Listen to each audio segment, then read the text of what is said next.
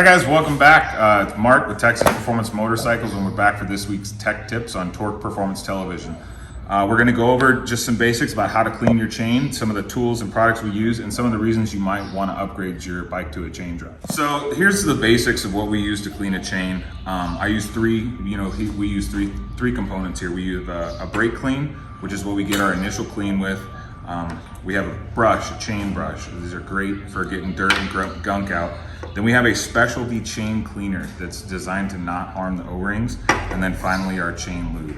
And we'll show you how we apply all those things. But first, we kind of want to go over the reason someone's going to want a chain drive.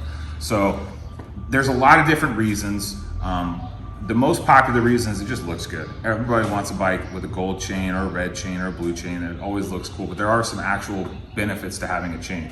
And if you saw our previous video on suspension, you'll know that with a taller suspension, a chain drive can adapt to having a looser chain setting because of suspension height much better than a belt drive.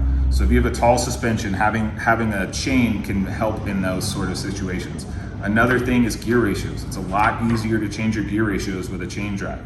It's a lot easier to swap, put a new chain on, have a couple sets of chains and sprockets, so that way if you're, depending on what you're doing, you can modify where you want your engine RPM for a given speed.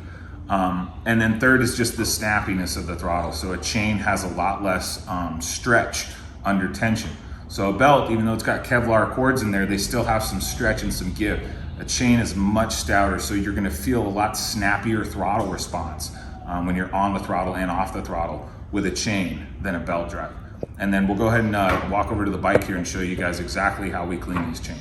All right guys, so we have our friend's 2016 Lowrider S here that we're gonna go ahead and clean this chain on. The first step is we always use brake clean, just to try and get all the big dirt. This chain's been run in the rain. It's got a little bit of rust. It's got a whole bunch of dirt. So what we do is we've got the rear wheel off the ground. The bike's in neutral so we can spin the tire. And what we're gonna do is I like to spin the tire kind of in the opposite direction of rotation. It's just easier being a one man and holding the wheel. But I'll spin it and we're just gonna spray a bunch of brake clean in here and just try and get as much crap out as we can. We're gonna keep spraying it and rotating it, and then we're gonna take our chain brush.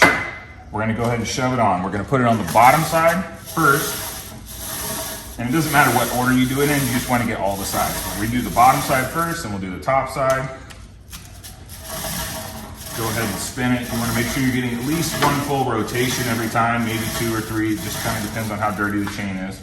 And then we're gonna spray it again.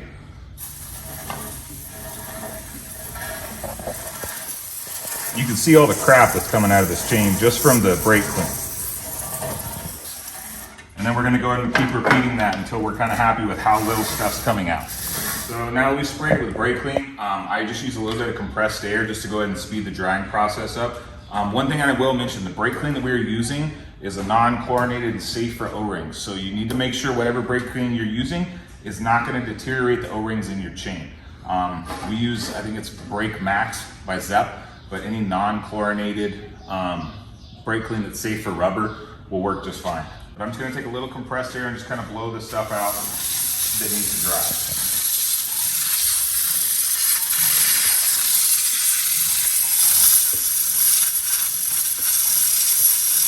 And you can already see how much stuff has come out of this chain. This is a clean pan when we started. We're still not done cleaning it, and there's still more that will come out.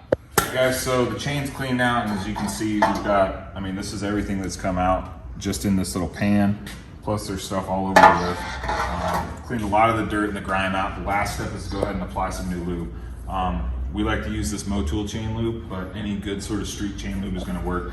And what you're gonna focus on when we're spraying this is we're gonna try and spray right here between these links. So we try and get in, you wanna hit, this is where the O-rings are and the rollers. So we're gonna start, it's basically the same exact procedure as when you're spraying the chain cleaners, where we're gonna spray this chain lube now. So we're gonna spray it down into the crack between the inner and outer chain, right where the O-rings are on the outside and on the inside. Just make sure you get at least one full rotation, and then we're gonna spray the rollers. And then the last step that I like to do is I'll take another rag, this one's specifically for chain lube, and I'll just apply a little bit on the rag here. And then I'll use that with some upward pressure just to really spin those rollers as you're spinning the wheel over and clean up any excess lube that's on it and apply a little bit of lube to those rollers while you're rotating it around. And that's how we like to clean and lube chains here at Texas Performance Motorcycles. Don't forget to follow us on Instagram, Texas Performance MC. Don't forget to follow Torque Performance Television at Torque Mag USA, and we'll see you next week, Thursday at 9 p.m. Thank y'all.